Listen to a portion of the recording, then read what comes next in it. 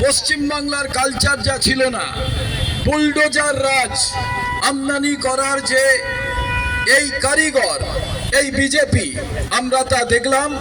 কোথায়? প্রথমে আমরা কসবা বিধানসভার ভেতরে বুলডোজার নিয়ে এসে সেখানে বেআইনি বাড়ি ভেঙে দেওয়া হলো। আপনাদের বলে রাখি, বিজেপি যখন ক্ষমতায় এলো আমরা এটা মনে করেছিলাম যে নির্বাচন কমিশন এবং কেন্দ্রীয় সরকারের অশুভ আতাদের পরিণতি, নির্বাচনকে ম্যানিপুলেট করে তারা ক্ষমতায় এসছে। নিশ্চিতভাবে বাংলার মানুষ তৃণমূল কংগ্রেসের যে তাদের অপশাসন, মিসরুল, নন পারফর্মিং গভর্নেন্স এবং হিউজ করাপশন, তার জন্য তৃণমূলকে মানুষ পরিত্যাগ করতে চেয়েছিলেন। আর তৃণমূল সেই রাস্তাটা বিজেপিকে করে দিয়েছে। সেই কারণে বিজেপির এই রাজ্যে আসা, তার সঙ্গে কেন্দ্রীয় সরকার নির্বাচন কমিশনের অশুভ আতাত, এসআইআর এর মধ্যে নাম কেটে দেওয়া, বিভিন্ন অভিসন্ধি তৈরি করার পরিণতি বিজেপি ক্ষমতায় এসছে।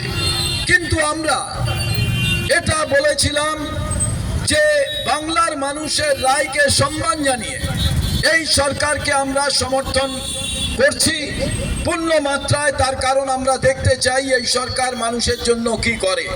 এরা হকার রাখতে চাইছে, হকারদের অসুবিধে করতে চাইছে না।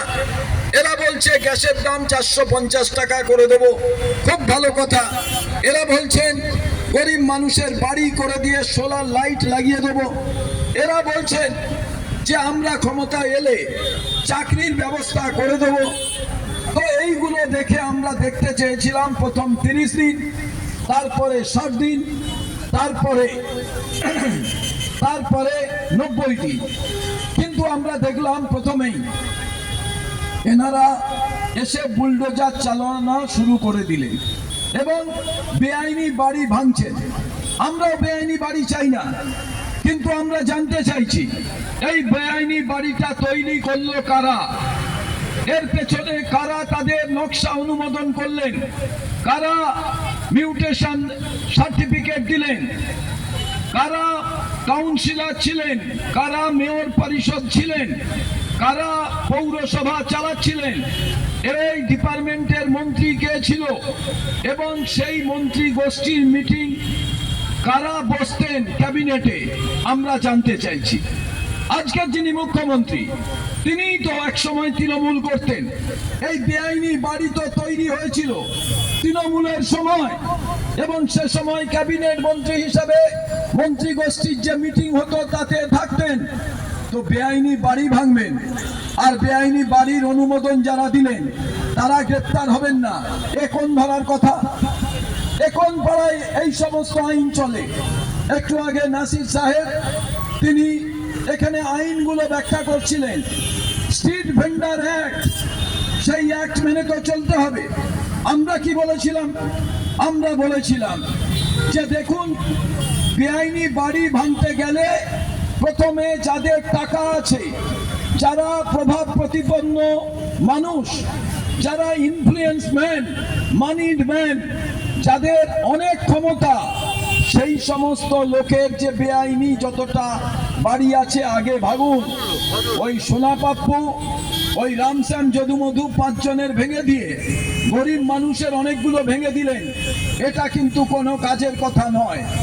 আজকে আমরা প্রথম বলেছি বেআইনি জিনিস আমরা সমর্থন করি না, কিন্তু আপনি তো ওই মন্ত্রিসভায় ছিলেন, সেই সরকারের আমলেই তো বেআইনি জিনিস তৈরি হয়েছিল। তখন কেন প্রতিবাদ করেননি? এর আগে বামফ্রন্ট, তাহলে ধরবে কাকে?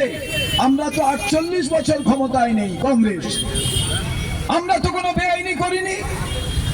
যদি হয়ে থাকে কংগ্রেস আমলের পর, আর আজকে সেই গরিব মানুষদের কি আপনারা ভেঙে দিলেন? আলোচনা করুন, বসুন, এইটা কারা করেছে তাদের আগে গ্রেপ্তার করুন, তারপরে তো আপনি বেআইনি বাড়ি ভাঙবেন। এরপরে আমরা দেখলাম হকার নিয়ে পড়লেন। আমরা বলেছিলাম যে হকারদের যদি কোথাও মনে হয় যে তারা ফুটপাত আটকে বসে আছে, তারা রাস্তা বন্ধ করে বসে আছে। কোথাও যদি মনে হয় হাসপাতালের সামনে হকার ভাই আছেন, কোথাও যদি মনে হয় স্কুলের সামনে আছেন, ফুটপাত পুরো দখল আছে, মানুষ চলতে পারছে না, গাড়ি ঘোড়া যেতে পারছে না, রুগী হাসপাতালে যেতে পারছে না। নিশ্চিত তাদের সঙ্গে কথা বলে সেই জায়গায় তাদের পুনর্বাসনের ব্যবস্থা করুন, আলোচনা করুন। স্বীকৃত রাজনৈতিক দলের সংগঠন হকার ইউনিয়নদের সঙ্গে কথা বলুন, হকার ভাইদের প্রতিনিধি যারা আছেন, নেতৃত্ব আছেন, তাদের সঙ্গে কথা বলুন। আমরা চাই না অনেক লক্ষ টাকা খরচ করে যিনি বড় দোকান করেছেন তার দোকানের সামনে পুরো দখল করে বসে যাক, কিন্তু সেই দোকানদার ভাইও তো জানেন যে সামনে যে হকার ভাই বসে আছে এ আমার না পয়সা দেওয়া না স্যালারি দেওয়া একজন সিকিউরিটি, এরা আমার দোকানকে পাহারা দেয়। অতএব বহু বড় দোকানদার ভাই তারা বলেন এদের রাখা প্রয়োজন। ঠিক একইভাবে আমরা চেয়েছিলাম আলোচনার মাধ্যমে একটা এক্সপার্ট কমিটি তৈরি করে সরকার সিদ্ধান্ত গ্রহণ করবে। আমরা চেয়েছিলাম, হঠাৎ আমরা দেখলাম না রেলওয়ে স্টেশন সেখানে হকার তুলে দেবে। এই খবর পেয়ে আমিও একদিন পৌঁছলাম, সেখানে মিছিল করলাম, পুলিশের সঙ্গে তর্কাতর্কি হলো।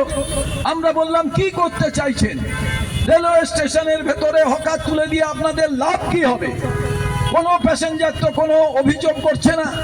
এই প্যাসেঞ্জাররা বরং রাতের বেলা একটি মেয়ে যদি ট্রেন থেকে নামে, এই হকার ভাইরা তাদের রক্ষণাবেক্ষণ করে। দু একটা সময় হয়তো খারাপ কোনো ঘটনা ঘটে, সেটা তো স্টেশন যদি ফাঁকা থাকে তাহলে তো আরো বেশি ভাবে হবে।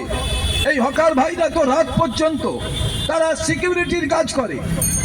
আজকে আমরা দেখলাম পুলিশ চলে গেল, রাতের বেলা দমদম স্টেশনে এসে সেই হকার ভাইদের সমস্ত গুমটিগুলোকে ট্রেনের বড় ওয়াগান নিয়ে এসে তাতে ভরে নিয়ে চলে গেল এবং সমস্তগুলো তছনছ করে দিল। আজকে আমরা বলতে চাই, কি করতে চাইছেন পশ্চিম বাংলায়? এ বাংলা কবি রামপ্রসাদের বাংলা, এ বাংলা জীবনানন্দের বাংলা, এ বাংলা মাতঙ্গিনীর বাংলা, এ বাংলা কবি সূর্য সেনের বাংলা।